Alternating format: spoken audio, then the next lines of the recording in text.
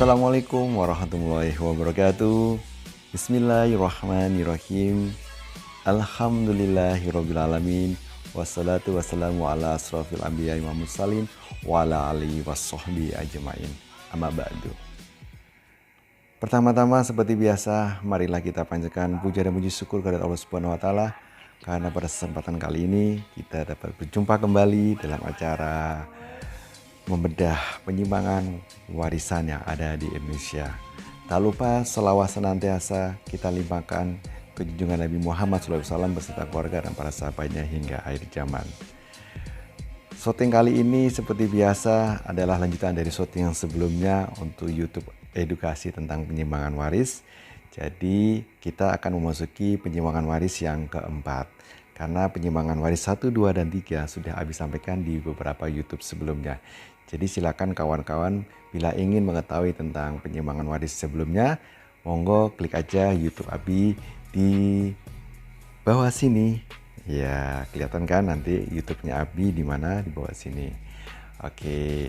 Sekarang kita memasuki penyimpangan waris yang keempat. Apakah itu penyimpangan waris yang keempat, Abi?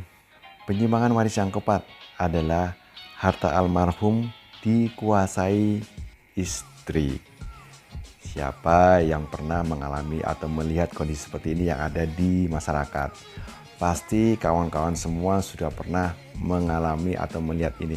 Begitu si suami meninggal, maka hartanya menjadi milik istri sepenuhnya.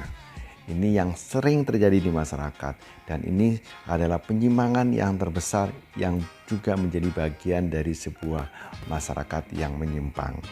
Jadi sebenarnya bila mana suami itu meninggal, tidak serta-merta otomatis seluruh harta suaminya akan menjadi milik istrinya. Begitu juga sebaliknya, bila istrinya yang meninggal, tidak serta-merta secara otomatis harta istrinya akan masuk ke harta suaminya. Jadi bagaimana Abi yang sebenarnya atau yang sesungguhnya?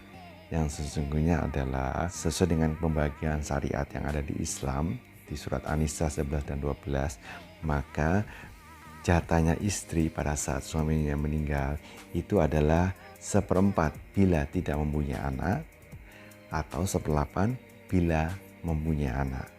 Sebaliknya, kalau suami yang ditinggalkan oleh istrinya atau dengan kata lain istrinya yang meninggal, maka jatahnya suami adalah 1/4 bila mempunyai anak, 1/2 bila tidak mempunyai anak. Jadi perbandingannya kalau istri dan suami masing-masing tidak punya anak, suami 1/2, istri 1/4.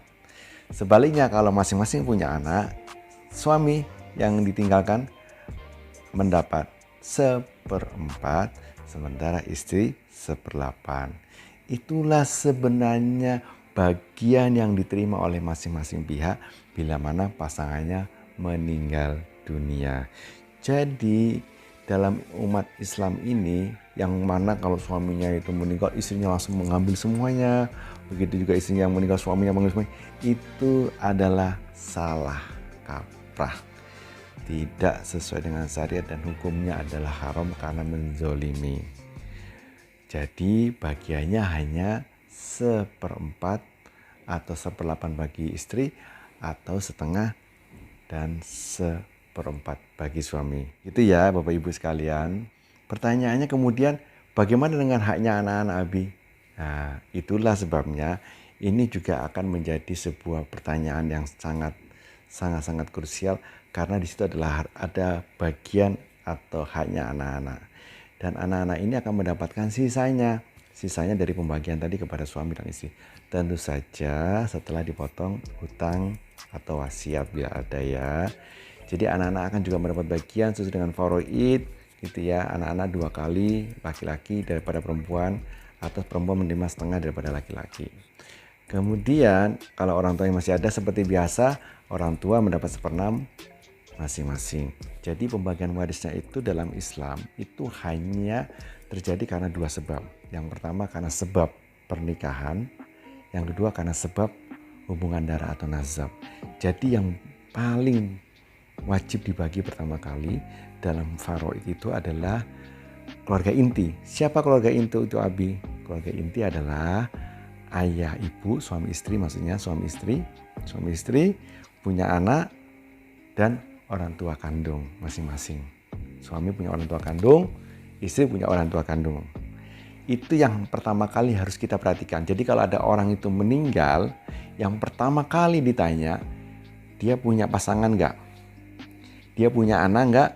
Yang ketiga, dia masih punya orang tua enggak yang masih hidup saat itu? Ini aja pertanyaannya, punya pasangan, punya anak, punya orang tua.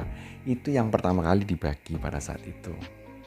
Paham ya Bapak Ibu? Jadi kembali ke tadi, penyimpangan yang keempat adalah harta almarhum dikuasai istri atau pasangannya. Maka serta-merta sudah kita jelaskan di depan bahwa masing-masing mempunyai bagian. Yang bagian itu tentu saja sesuai dengan faraid atau sesuai dengan syariat Islam. Laki-laki mendapat setengah atau seperempat, istri mendapat seperempat atau sepelapan. Sisanya kemudian dibagi kepada anak-anak dan orang tua kandung almarhum.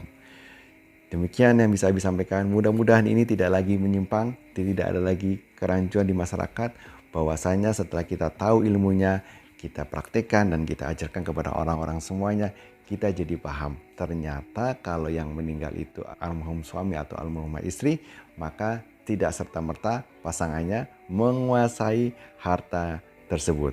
Oke Bapak Ibu, semoga ini bermanfaat. Terima kasih atas perhatiannya. Assalamualaikum warahmatullahi wabarakatuh.